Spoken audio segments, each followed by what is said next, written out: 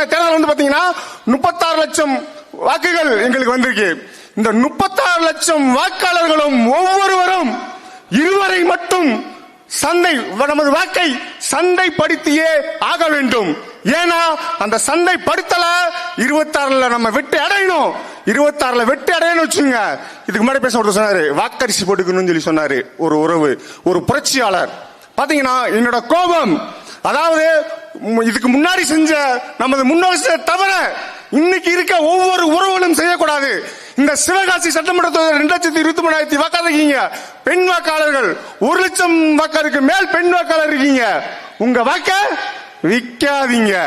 அதாவது பேசுனா பேசிக்கொண்டே போகலாம். ஒரே ஒரு இது உங்களுக்கு சுருக்கமா முடிச்சுக்கிறேன். அதாவது சாதி, மதம், பெண்ணிய அடிமைத்தனம், மது, மத போதை எதுவும் இல்லாத தூய தமிழ் தேசத்தை படைக்கணும்னா 2026 நாம் தமிழர் கட்சிக்கு உங்க விவசாய சின்னத்துக்கு எங்களுக்கு வாக்களிக்கணும்னு இந்த மண்ணில் வாழ்ற ஒவ்வொருவரையும் கேட்டுக்கிறேன். அதாவது நன்றி, வணக்கம், நாம் தமிழர்.